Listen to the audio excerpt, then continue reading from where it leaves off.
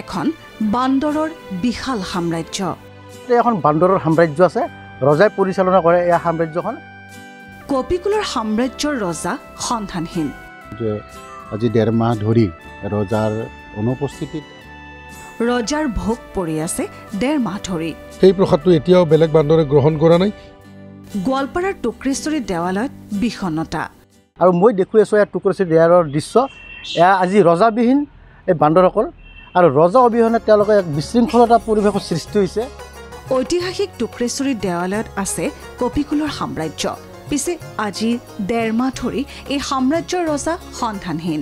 আজি 1.5 মাহ ধৰি ৰজাৰ অনুপস্থিতিত আমাৰ ইয়াত শ শ বান্দৰ যিটো সুন্দৰ এটা শাসন ব্যৱস্থা তেওঁলোকে পৰিচালিত হৈছিল, এতিয়া ৰজা অবিহনে যিটো বিশৃংখলতা সৃষ্টি হৈছে। ৰজাবিহীন সাম্ৰাজ্যত এতিয়া কপিকুলৰ মাজত অৰাজকতা। 2018 চনত 30 ছেপ্টেম্বৰত ৰজা পতা হ'ল। তাৰ আগত প্ৰায় 6 মাহ দিন ধৰি ৰজাবিহীনভাৱে ৰাজ্য চলিছিল, তেতিয়াও বিশৃংখলতাৰ সৃষ্টি হৈছিল। এতিয়া আকৌ ৰজা নোহোৱা হ'ল, আকৌ বিশৃংখলতাৰ সৃষ্টি হৈছে। ৰজাই নিজৰ সাম্ৰাজ্যলৈ পুনৰ উভতি আহিব বুলি আশাবাদী দেৱালয় পৰিচালনা সমিতি। আমি এটা নিৰ্দিষ্ট সময়লৈকে ৰজাৰ আহক বুলি আমি অপেক্ষাত আছোঁ, আহিব বুলি আশাবাদী। আৰু যদি ৰজা উভতি নাহে, অন্য বান্দৰৰ ৰাজ অভিষেক ঘটোৱাৰ পৰিকল্পনা।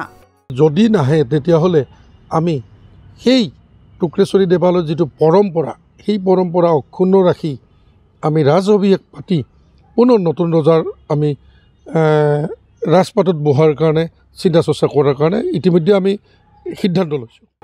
শুনিলে আচৰিত হ'ব, প্ৰতিদিনে ৰজাক দিয়া ভোগ তেনেদৰেই পৰি আছে। অইন বান্দৰে ভোকত থাকিলেও গ্ৰহণ নকৰে ৰজাৰ ভোগ। ৰজাৰ যিটো প্ৰসাদ, সেই প্ৰসাদটো এতিয়াও বেলেগ বান্দৰে গ্ৰহণ কৰা নাই।